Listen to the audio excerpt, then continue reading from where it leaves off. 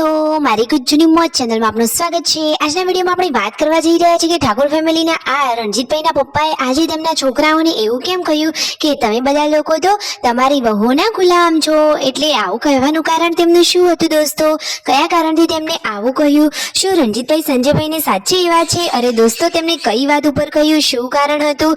અને સંજયભાઈએ આજે પૂનમ ભાભીને કેટલી સરસ મજાની હેલ્પ કરી અને આ જુઓ તેમના પપ્પા તેમના મમ્મીને શું કહી રહ્યા છે કે હું કહું તો મારી વહુ તો બધું જ કામ કરી દે। આ કયા ટોપિક ઉપર વાતો થઈ રહી હતી એ બધું જાણવા મળશે તમને મારા આ વિડીયોમાં। મારી ચેનલ બનાવવા હોય તો ચેનલને ફટોફટ લાઈક શેર એન્ડ સબસ્ક્રાઇબ કરી દો। Full video in life of Thakor channel દોસ્તો ફૂલ વિડીયોની લિંક ડિસ્ક્રિપ્શનમાં મૂકેલી છે, ત્યાં જઈને તમે આખો વિડીયો વોચ કરી શકો છો। અને જુઓ તો ખરા કે હોળી ધૂળેટીના તહેવારમાં ઘર આંગણે આ રીતે રંગોથી રમવા માટે આવી ગયા છે। અને આજે તો સંજયભાઈ બચ્ચા પાર્ટી લઈને પહોંચી ગયા છે દૂર દૂર પહાડી વિસ્તારમાં કેસુડો લેવા માટે। અરે દોસ્તો ગામડાના લોકો તો આવું બધું જાણી શકે। શું દોસ્તો તમે ક્યારે કેસુડાને નિહાળ્યો છે? નજીકથી તમે ક્યારે કેસુડાને જોયો છે? અને એના ફૂલ તો કેટલા સરસ મજાના હોય છે।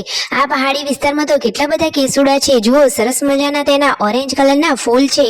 અરે આ તો એકદમ ઉપયોગી છે દોસ્તો। આ ઋતુમાં જુઓ નાના બાળકોને કેસુડાના ફૂલથી નવડાવવા જોઈએ અને તેનો તો કલર પણ જોરદાર બની જાય છે।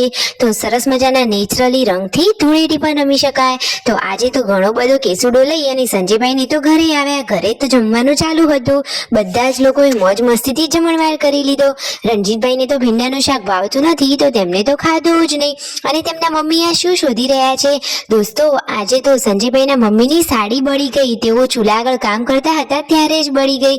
હવે સંજયભાઈને તો ઉનાળામાં બપોરનો ટાઈમ પાસ કરવા માટે જવું છે ખેતરમાં। તો જુઓ એ તો તેમના કુવા પાસે જે ખેતર છે ત્યાં બાળકોને લઈને જઈ રહ્યા છે। તેમના મમ્મીની જૂની સાડી માંગી રહ્યા છે કે સાડીનો તેઓ હિંચકો બાંધશે અને ત્યાં બચ્ચા પાર્ટીને લઈ અને સરસ મજાનું એન્જોય કરશે। તો કેવો હિંચકો બાંધ્યો અને કેવો આનંદ કર્યો તો લો જોઈ લો તમે આ વિડીયોમાં। તો જુઓ વાવ, સંજયભાઈએ તો સાડીનો સરસ મજાનો મોટો હિંચકો બાંધી લીધો છે અને સાથે તેમની બંને દીકરીઓ બેઠી છે, બીજી બાજુ ગુડ્ડુ બેઠી છે। આમ દરેક જગ્યાએ સરસ મજાના સાડીના હિંચકા બાંધી બધા લોકો મોજ મસ્તી કરી રહ્યા છે। ઘરે આવ્યા હતા મહેમાનો, કાજલબેનના સાસરેથી આ મહેમાનો આવ્યા હતા લગ્નનું આમંત્રણ આપવા માટે।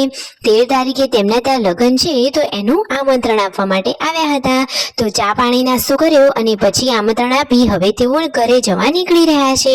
તો બધા જ લોકોએ આવજો જજો કર્યું અને ફાઇનલી હવે તેઓ ઘરે ગયા। અને આ સંજયભાઈ શું કરી રહ્યા છે તો પૂનમ ભાભીને તેઓ રસોઈમાં હેલ્પ કરી રહ્યા છે। જુઓ પૂનમ ભાભીને તેઓ કેટલી કેર કરે છે અને આ સિચ્યુએશનમાં પૂનમ ભાભીને તો હેલ્પની જરૂર જ હોય, સાચી વાત ને દોસ્તો? તો જુઓ સંજયભાઈ પણ હેલ્પ કરવામાં હંમેશા તત્પર છે। તેઓ તો આજે સરસ મજાના નાના નાના ટામેટા સમારીને આપી રહ્યા છે। આજે ઘરે બનવાનું છે સરસ મજાનું સેવ ટામેટાનું શાક। અરે વાહ, જુઓ હવે પૂનમ ભાભી તો સબ્જી બનાવવા બેસી ગયા અને આ બાજુ શિલ્પા ભાભી રોટલી બનાવી રહ્યા છે।